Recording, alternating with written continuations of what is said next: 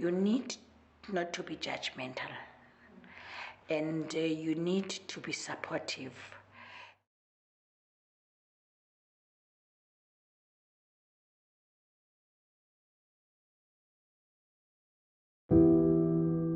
Feeling of hopelessness, feeling trapped, feeling of worthlessness,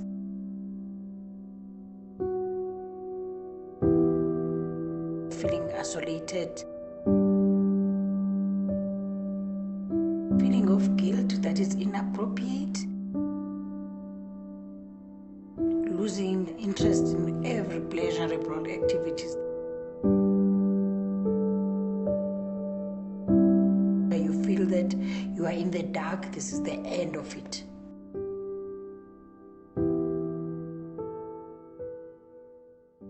So Lwandile, he's my half brother from my mom's side, but you know, he's just been in my life for so long, so he's basically my brother.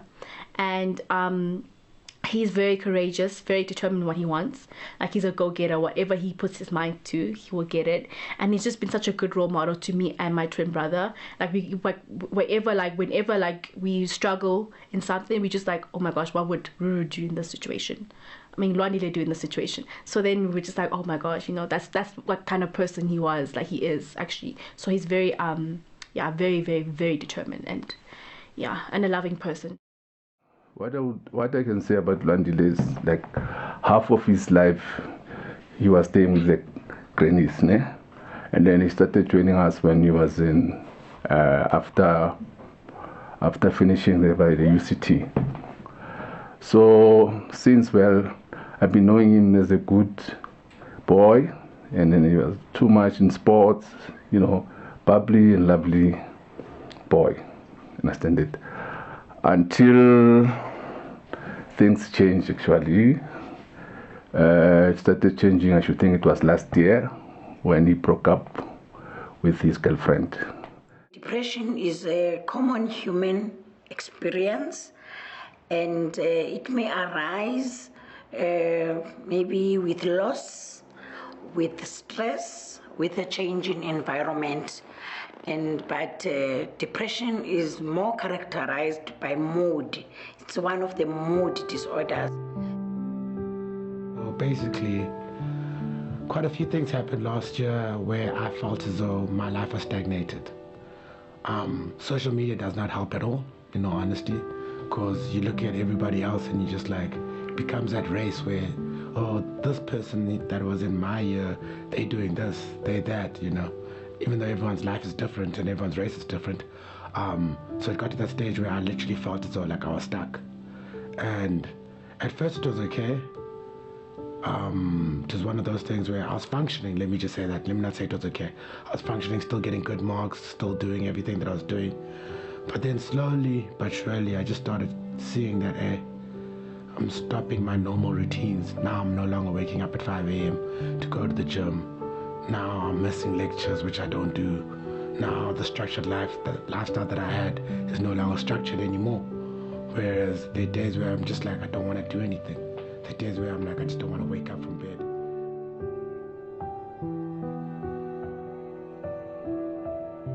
The day when I realized I actually do need help was one morning when I fell asleep and I woke up and I had a panic attack at like 3 a.m. You know, and 3 a.m. is an ungodly hour, as they say.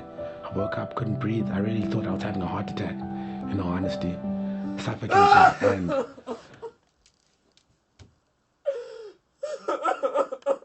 I wanted to go to my parents and be like, yo, I need help now. But I was like, ish, you know, it's 3 a.m. Like, why am I going to be waking them up? They need to sleep. So kind of just left it.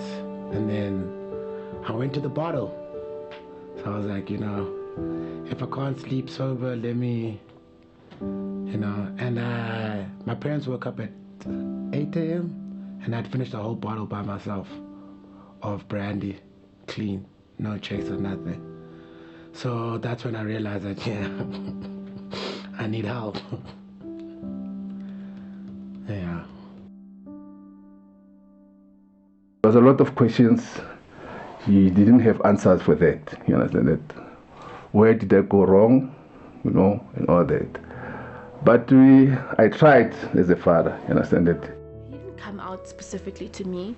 I just kind of knew that he was depressed, like, because the activities and the things that he was doing was so out of character. So I went to him and I just said, listen, I know it's very hard, whatever situation you're going through, I know it's very hard, but I'm always open to having a discussion with you about it, like, but just remember, it's at your own time. I don't want to rush anything, but I know that you're not fine, so just come talk to me, and when you're ready to talk, we'll know the way forward about things. So I already knew that he was depressed, but it was just up to him to tell me. I'm the person that everybody goes to when they need help, so it was kind of very tough. But by the time I went to my family, like, that was last resort, because I had done everything else to destroy myself. So, as I said that, there was a journey. We started with the journey, engaging with him, as like other parents, they will think of, is about to bamulwil, as we speak our own language, you understand that? And then we start to try to take the kids to the Zangomas and all that, with us, because we're so fortunate actually. We happen to have a psychiatrist in the family. I'm Dr. Nolita Zita Dimati. I'm an occupational therapist. I'm a medical doctor. I've done mental health at VETS for 5 years, according to DSM-5, where the person will experience neurovegetative features. Those are insomnia, that is sleep.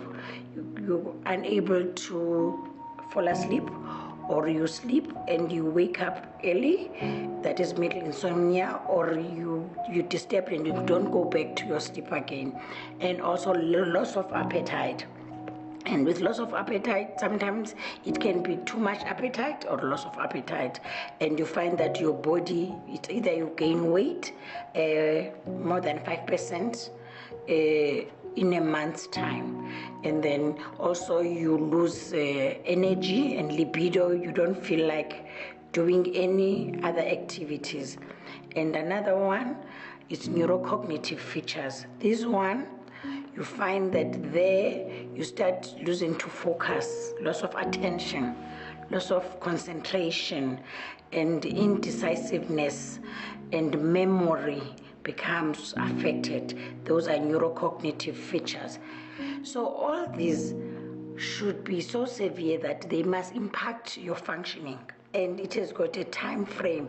All these must happen within the 2 weeks, and should not be accounted by any other medical conditions or any substances or any trauma, maybe traumatic brain injury, and sometimes recurrent suicidal thoughts. At some point, actually, I thought even he was even to extended thinking of committing suicide and all that, I was, in terms of me feeling suicidal, yes, definitely. A couple of times. There were days where I contemplated taking my life. But luckily, I tried to use liquor to take my life away, so that's a slow process. So it gave me time to think rather than actually lose trauma. As an occupational therapist, normally they get referrals from the psychiatrist.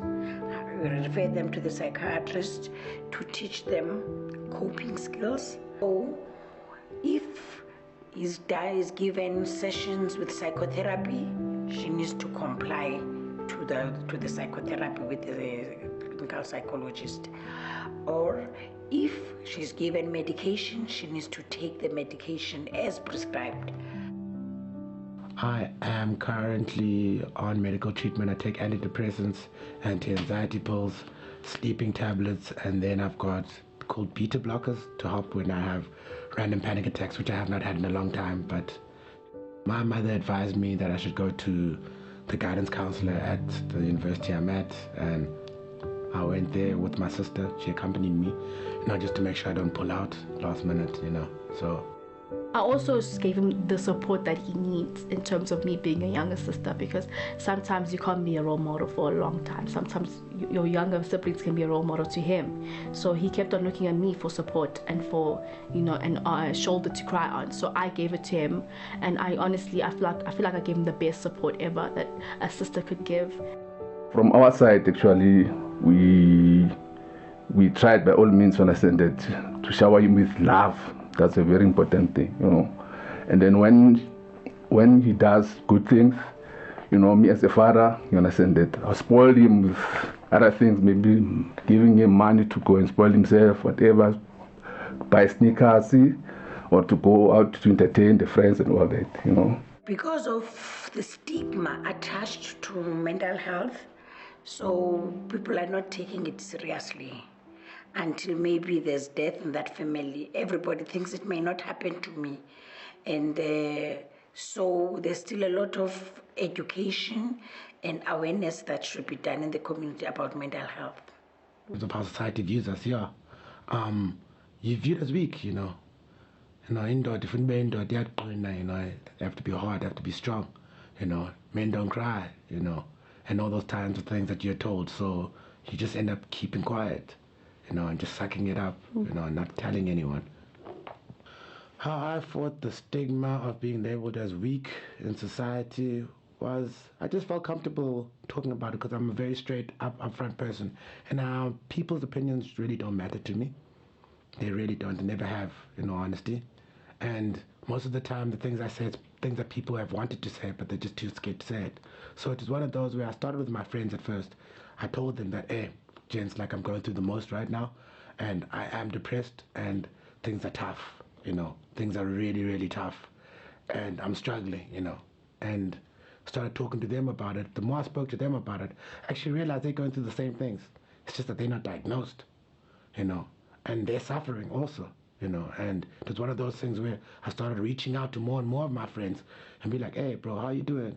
Or hey, girl, how you doing? You know. And the more and more I started speaking to people, the more and more I actually realized that, hey, a lot of people are actually going through this at the moment. You know, it's not just me. I've just got the worst case of it. But like in terms of the beginning, most people are there.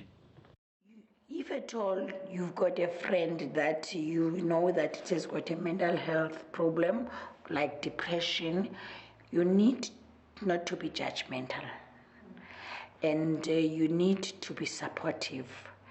And you need to make the person with depression to be aware that he is not functioning. With the hope and then with the help of the family, I think eventually she will get there, and then all of us will be back to smiling and laughing, and as we used to be, a public family. My family is the most supportive they've been. Like I never saw that side of them come out before, and they did everything that they could in every way that they could. My grandmother's words was that no human being has the right to take your life. So you don't have the right to take your own life. No other person does, because God created you, and God will be the one that decides when it's your time to go. So every single time I did think about that, I was always like, I would never want to disappoint my grandmother in that way.